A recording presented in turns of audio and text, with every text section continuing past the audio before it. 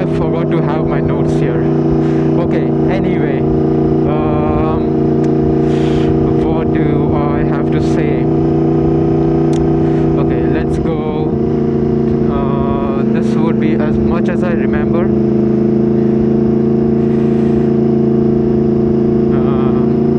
But no, I need the points. Then I'll be going on off tangent. I'm gonna stop somewhere else again.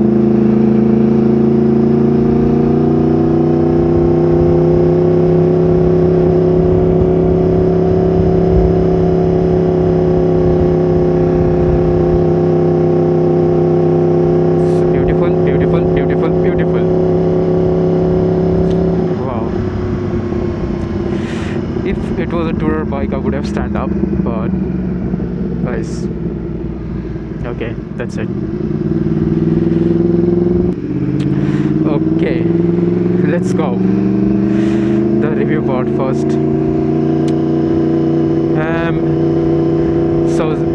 I'll start from the holy grail, the soul, the heart and soul of the bike, which is the engine, the power and performance. I haven't tested the full performance, full power, obvious reasons, but I could feel it from the get-go, from the first gear itself, and the second gear, third gear. You have power throughout the whole power band, whole RPMs. The torque is beautiful. Because here I have ridden Ninja 500, which is like 450cc motorbike before, and ridden with the same roads, Blessington, Bray, this way, Kiliki viewpoint and all that. But when it comes to like an overtake, it's huge, it's massive difference, massive.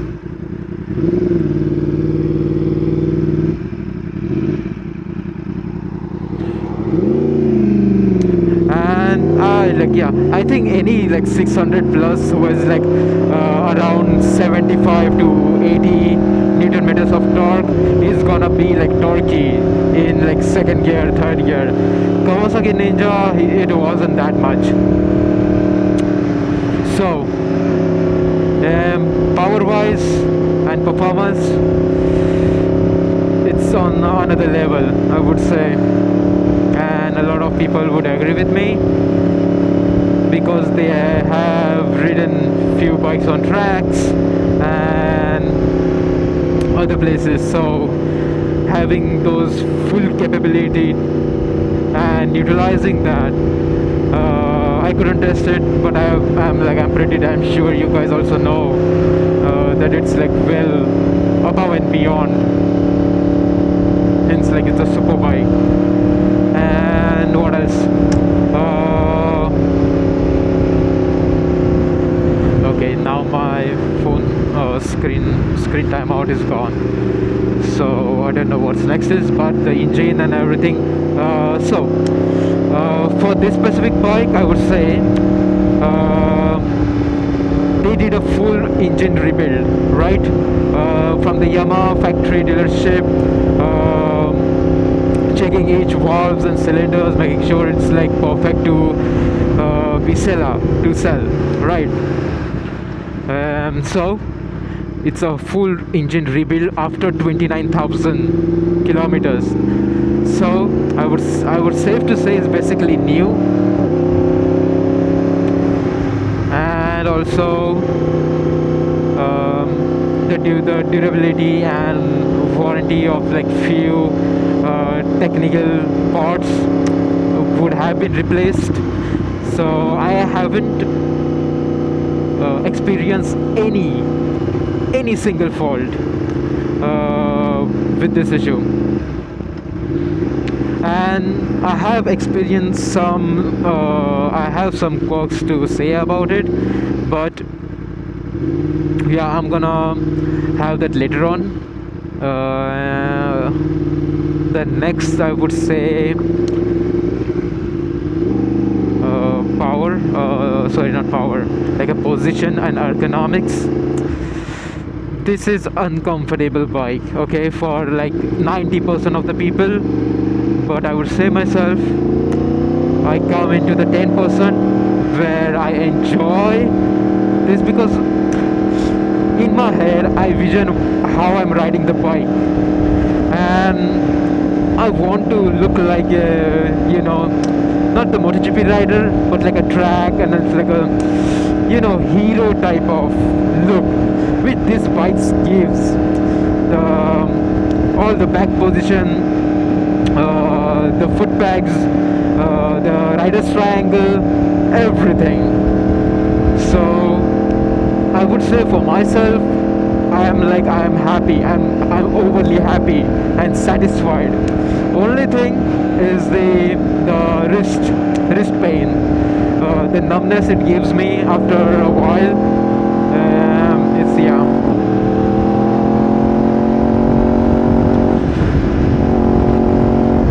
It's something like, yeah, I have to do this sometimes, but that's okay. If I'm riding too long, if I'm like not focusing on gripping the tanks, sorry, gripping the tanks, yeah, I was on a low speed, guys, please. Gripping the tank and kind of rely on that. It happens basically when I'm like in the city, in the traffic, but not here.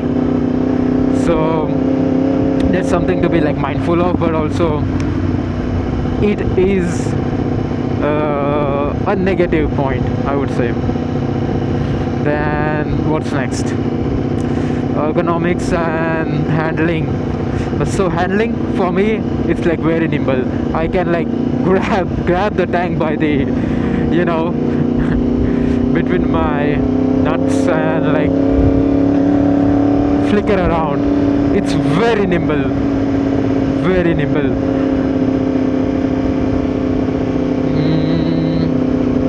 Turning into corners, kind of, you know, just like coming off the bike and doing the turns and twisties. I love it. Absolutely. I had to get used to it, you know, from the Ninja 500, from the speed and the gear shifting. I was in like, maybe I would say like third, fourth gear of that bike would be still first to second gear of this bike. Even less if I'm like just kind of like wanted to push than the first gear, and you want this bike to be screaming, then yeah.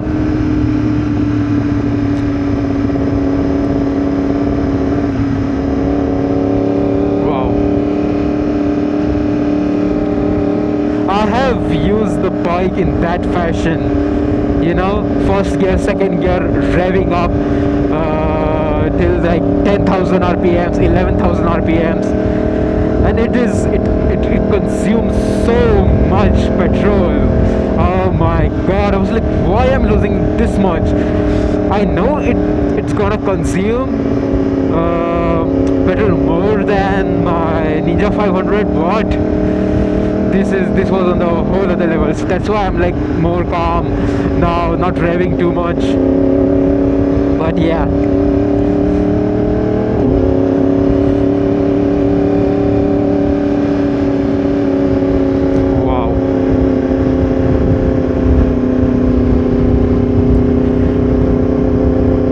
I'm gonna take a stop now. What I should have done is open the maps as well as the notes, but this I don't think so. This has a multi-window application thing, but I'm gonna try. What else? We ticked off comfort level or handling or ergonomics, power, performance, engine,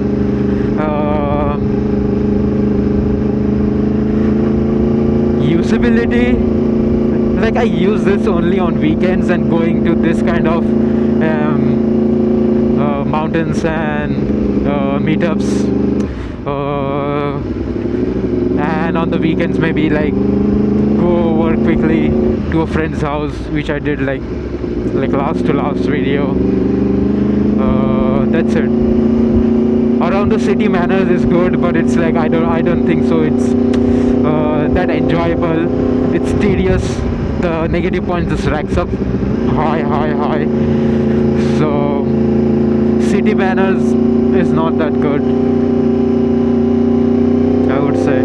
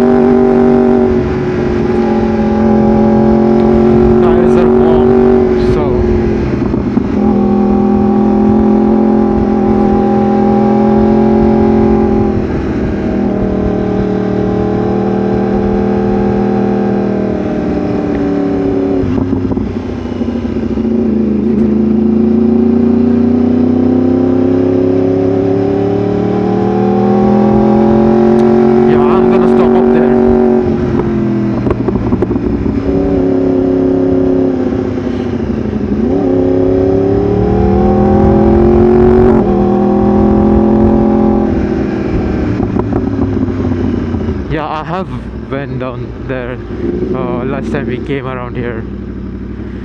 So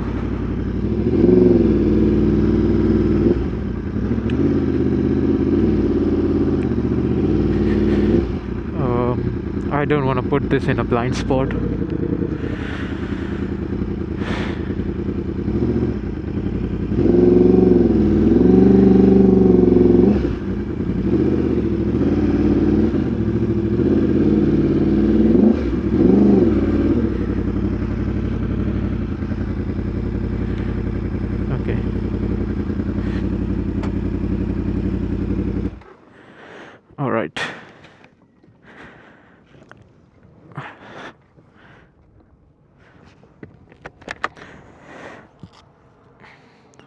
See? Beautiful. Wow. Yeah. And what else? I'm gonna just sit down here for a while.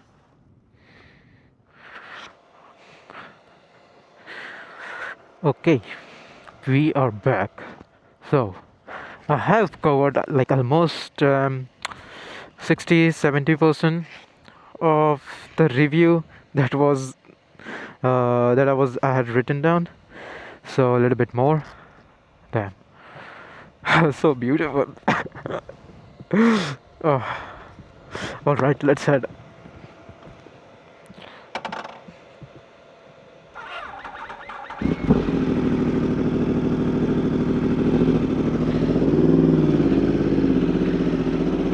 Careful. Yes. So, continuing the review. The next thing is that this bikes has bigger bikes has, and I haven't experienced is riding mode and electronics, which it's new for me. I haven't mess with it too much, but as you can see, like I have it on mode A, which I think it's a full power mode. So power 1, traction control 9, and quick shifter is on. Then I think SCS is ABS, or I don't know, they said to 3, but I haven't changed since from the dealership, right? So I will kind of go into this a bit later on, maybe before I go on a tour. Maybe that might be the reason of fuel consumption, that it's on full power mode. Yeah, I'm realizing that right now as I'm speaking with you guys. So I'm gonna check that, because it's gonna help me, and I don't have to use the full power. I'm not gonna use the full power. So yeah, and the next thing is fuel and maintenance. So I have done my first service after I did my 900 kilometers, but it was like over 1000 kilometers. So yeah, that is done. This is a good patch of road and you just want to send it, but I'm not gonna do that. I'm just gonna let you hear the box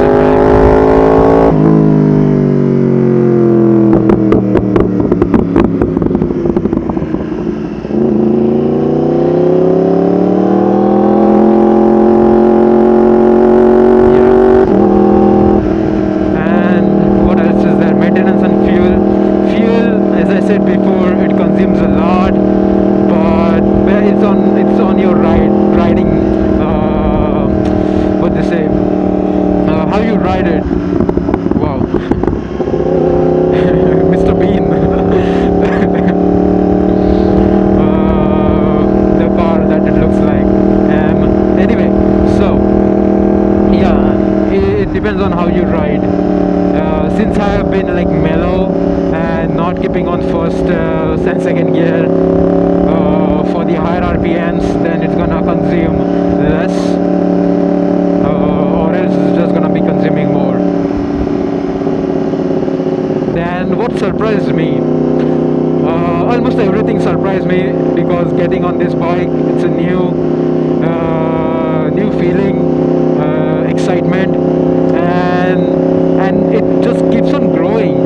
Other thing is exhaust. I love exhaust, so that's why my before me getting any like a DJI mic or anything, I got the Zoom mic H2N just to record this, so that because I love hearing those YouTube videos which just post the exhaust sound and then just going on and about, which I used to do, but now I'm changing, hopefully for the better, finger crossed. Hopefully you guys are liking the video, and I'm gonna grow, like not in the sense that I want to grow the YouTube channel and do this and that. This is my passion. I want to grow in the sense better riding styles and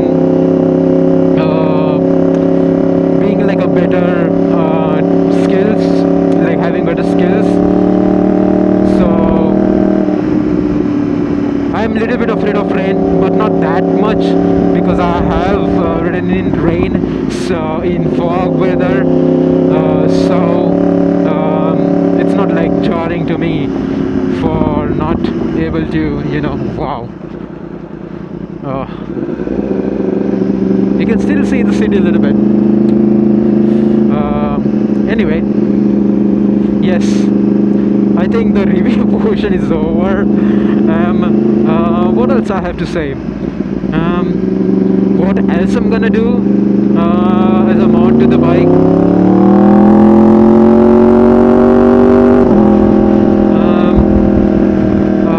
It will be the cosmetic changes that I want to do, like lever guards, and I want to change the steel brakes like to different Brembos later on. Basically I want to do these brakes, but also there is a thing that I'm not going to use to tracks, so I don't want the really sharp brakes.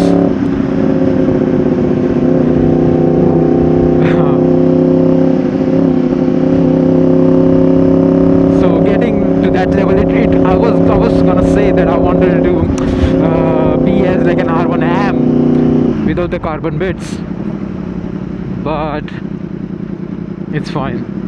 Roundwood is straight, Glandlow is straight. So over there is a Guinness Lake, which I'm not gonna head right now. Maybe I will. I don't know. Yeah, this road has lots of humps, so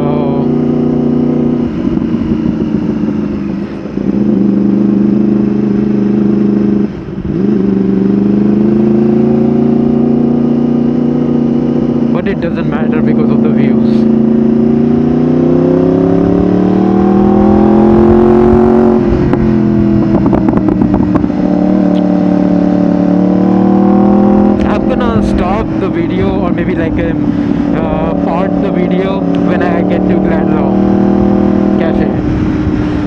nothing more, 20 minutes away.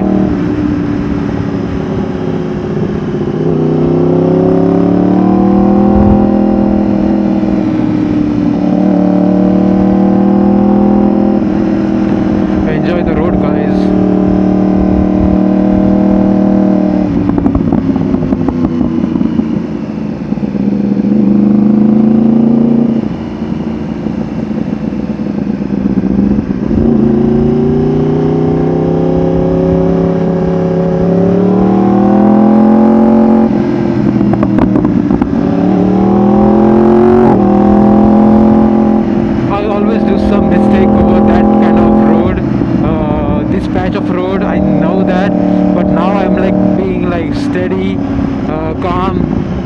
Not jolting around. So see, learn from the mistakes. Yeah. See the hump? Yeah, I had my butt up. So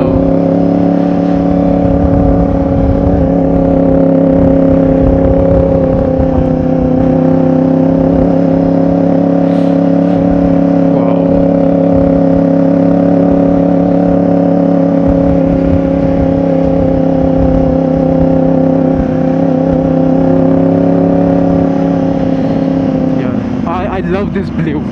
I love this blue. The newer models has it like a darker blue, but in the shadows it's like very deep blue. This is blue, and in the sun it's like sparkly blue. Like you can see the sun hits it in like perfect way. Yeah, obviously I'm biased, but still, I have some factual truth towards it.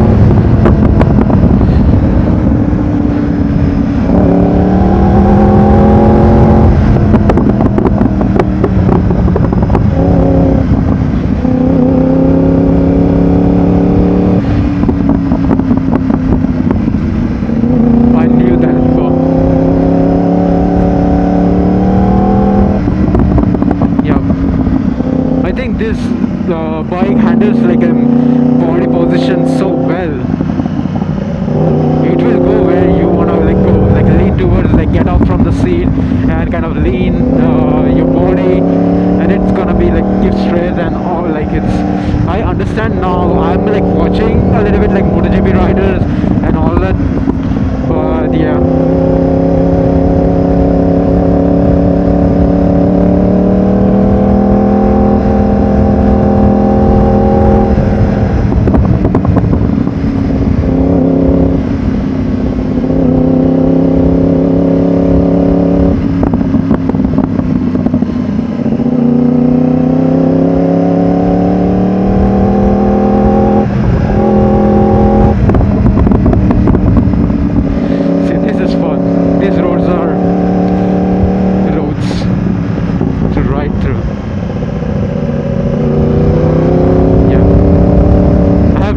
Back there as well, that turn, too much speed, everything like that, and it was like 6 months back, 4 months back.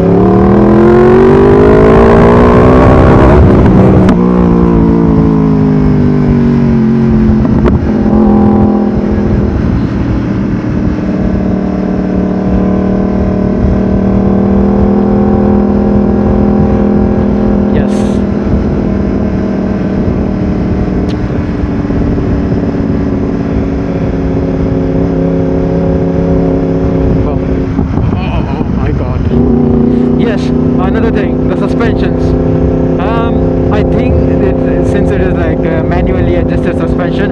I have to make sure that it is for my own body weight. Front forks are good, but the back suspension, the rear suspension is meh.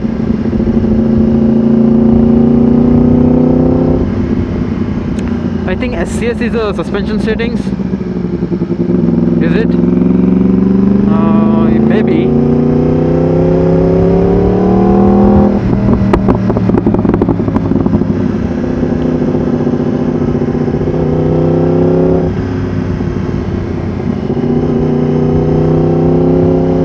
Yeah, I wanted to stop here, but anyway.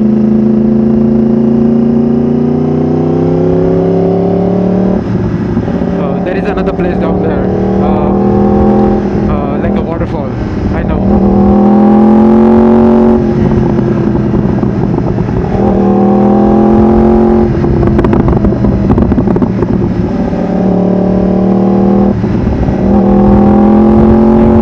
Guys, enjoy the video.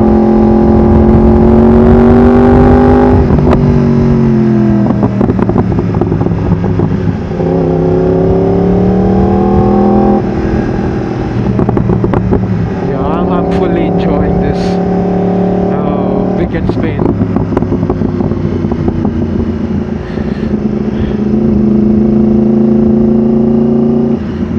I told my roommate that I thought that I'm gonna be like going on for 2 hours ish, and let's see if I get home by 12:30. I want to. Yeah, it's fine if it gets like 1 hour delay. I had what I had. Yeah, eggs for the breakfast. That's it. Because I didn't want to like go for a big spin without having anything.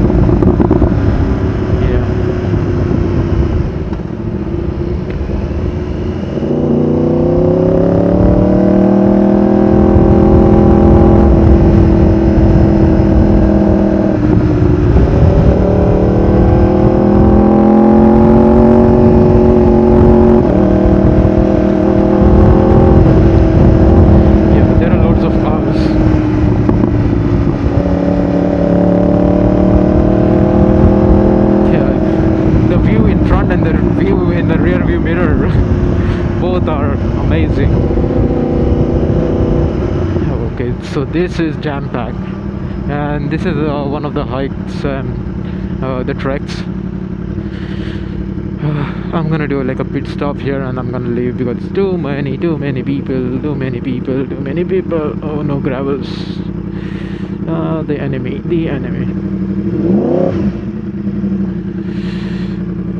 All right. And yeah.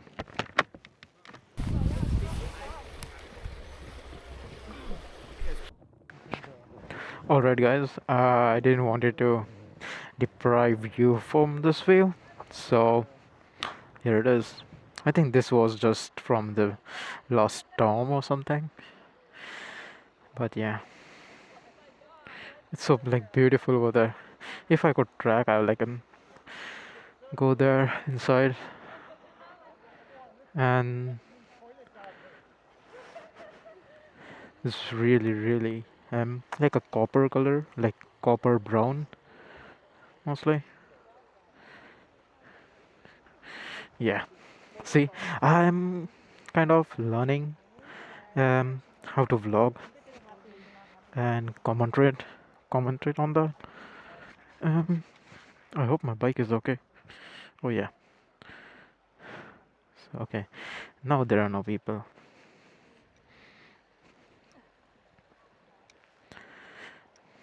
Yeah, I was gonna go and give a hand anyway. See, campfire, a little bit of fire. uh yeah, this is it. I'm gonna take a video and then move on.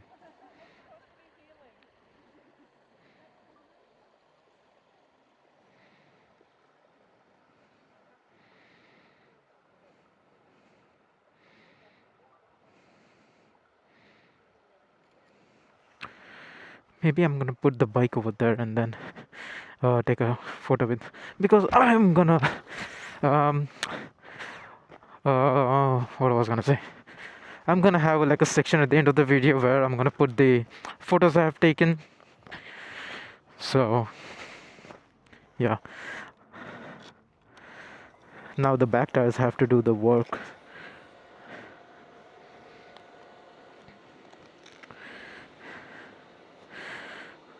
For the getting out of here.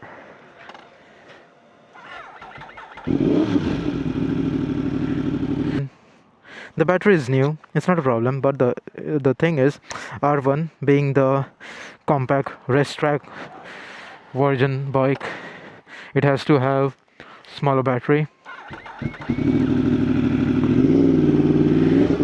So first time it happened, I didn't know what to do. No, the first time that it happened, I okay. So with that said, I'm gonna have another quirk about it, where yeah, this is beautiful too. I'm gonna get the view for you guys now. Yeah, here you can see.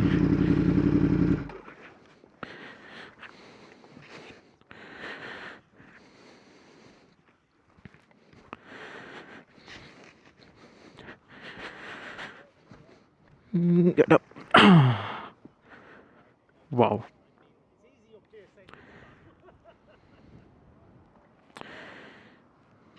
Yeah, that is a waterfall. Damn. Surprisingly right. Wow.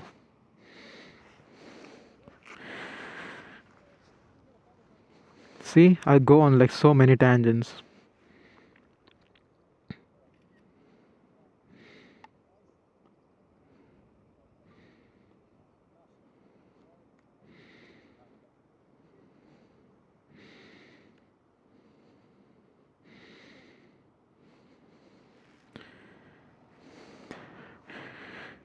Okay.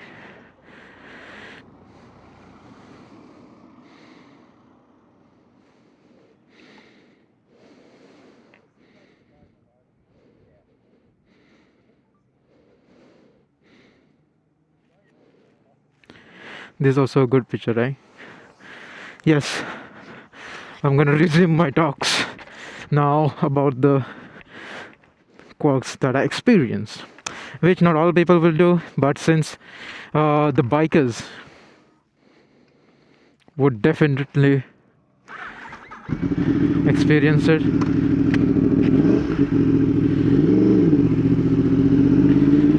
So first thing that I wasn't used to was no fuel gauge range. No fuel. This Africa Twin. Africa Twin. I saw the Africa Twin yesterday at the Yamaha dealership. It was on double stand, but it was like till my shoulders, like the windscreen. I'm like, damn, that's like a really tall bike. Yeah. Anyway, so it doesn't show the fuel gauge, right? And it started blinking, and I'm like, I wasn't sure that would be the point where I have to fill in the tank. And later down the road, I know now that it has, when you see the light, it has 1 gallon, so like 1.14 liters of and then it's like 9 kilometers something, 14 kilometers, because I asked ChatGPT. So the blinking thing happened and it ran out of fuel. Then gladly I was in the city closer to gas pump. I have to kind of like move this bike 10 minutes to get to that point, but still I was glad that I was like really close by. And after that I was at the gas station, and see the luck, in front of the gas station there was an hardware store, screw fix, so keep that in mind. After filling the tank to the full, it wasn't injecting the fuel in it, and it was like, you know, the Yamaha sound that it makes, quirky sound. When you start inject, you can hear that the engine is kind of like it is fueling, like the injecting into the engine the fuel, but since I was like trying for so long, the battery must have just like died itself. So 2 bikers came along. They didn't had what they say, jumping cables, but they had like Allen key. They removed my seat and all that, which is a pain in the ass. And after that, they said like, please like jump start. I had my friend over there, Roman, who I normally do photo shoots and video shoots with. He came down from Bray in maybe like 15-20 minutes, and we were trying to figure out. So with his car, the fellow with the motorbike, he said that you have to jump start this. So watch the YouTube video how to jump start from car to bike. Watch that, did that. Keep the bike running, but because as soon as you turn off and then you start again, it won't start. So I told him, okay, follow me to my home, which was like 12 minutes away. He did. Bike didn't stop because, you know, I didn't like turn off manually. So, but as soon as I went there, reached home, it was okay. I did couple of starts. But then it was like that for maybe like 1 or 2 days. Then I was trying to start, it didn't start. So I was like, okay, let me jump start with my roommate's car. I did that, and after that I went to Yamaha dealership. I asked him, please check whether the battery is like 100%, and he said like, we fitted new battery. So it is. Let me just. I called them before.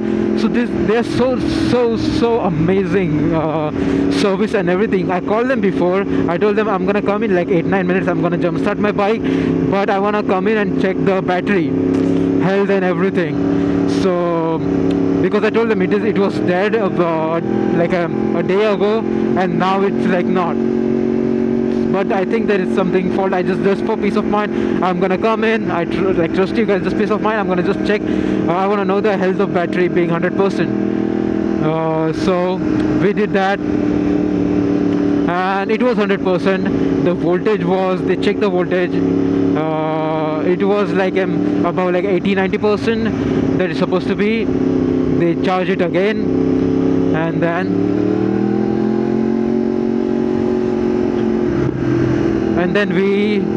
it is fine.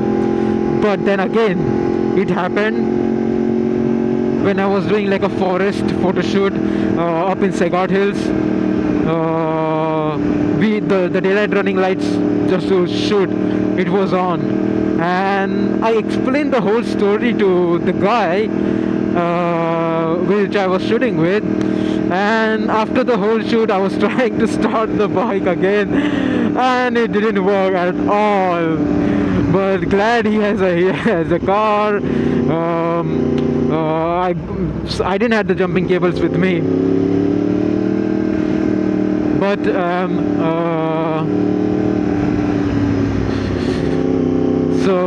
I was like close by to my house, so we parked the bike over there, over the Segart Hill entry point over to the off-road mountain bikes, which is safe-ish, but there is nothing I could else do. And went home, came back, again jump start the cable, and then I went back to dealership Danfee, Newlands. So I explained to him what I was doing and what happened. I know that this is not the fault of the battery or you guys. I just wanted to see and check. And he said that if you keep on running the ignition on without the engine turned on, it's gonna be, the battery is gonna consume, because it needs the engine to be on to keep running. So here's the kind of long story chat about my experience with that. So whenever I do shoot now or film, or like, I don't keep the daylight running lights on.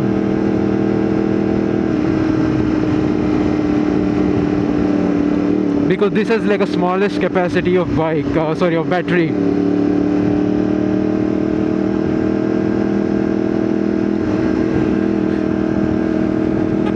And yeah, I was saying to, and he showed me the Tracer 9, the Tenerays, all the battery. It's like almost 3.5 times the size of the battery which is in here. Just because the chassis and everything has to be so compact, they couldn't fit like a larger battery, which is explainable from their point of view. Just for me, it sucks, and something that I have to take care and deal with. But it's like negligence. It's not that like big deal, so it's fine. Still, I'm not like fully used to this. Oh, we got to the Grand Le Cafe. I was gonna say I'm not like fully used to the earplugs.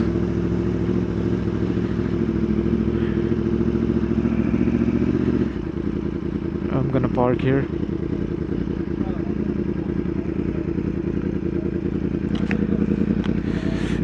Turning radius things.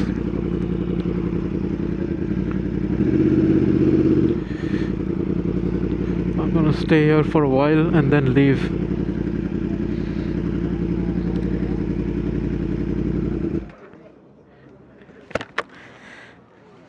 I don't know if there are anyone I know, but yeah, no. Oh, there is a Grom. Is it a Grom? I think so. Yeah, I'm gonna get off to check the battery and all that, and then I'm gonna head off really soon.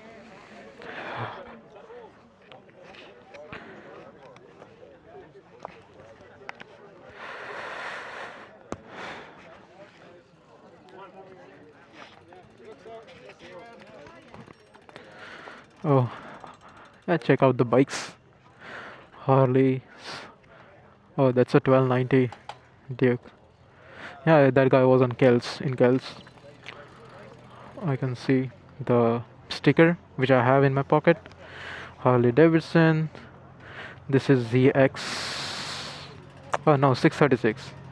636. Now this is a cool bike. Oh, 90. I have seen this.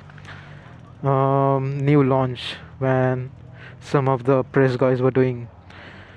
Wow, that's a boxer engine, right? This is just a word on top of my head. I remember. Where is the exhaust?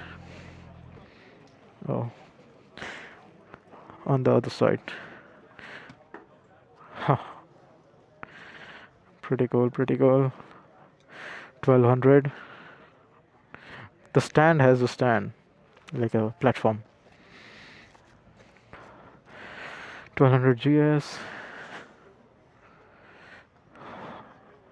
What else? Aprilia. V4 Tono. Well, this is the first time I'm seeing in person. I thought it is more beefy. It's compact.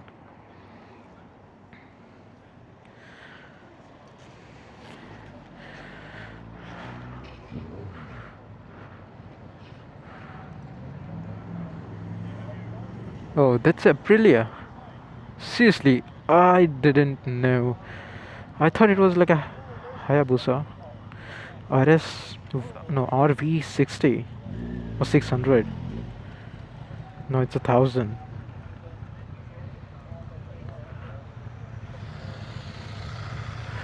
Aero exhaust, dual. Wow. No, this is old school. I'm not. Let me see which year. 2008. Brembo bags all in. And what else? What else? No, that's not a Grom. That's a Ducati SP. Yeah, all in suspensions. Termigino Gioni. All right. ZX6 are old school.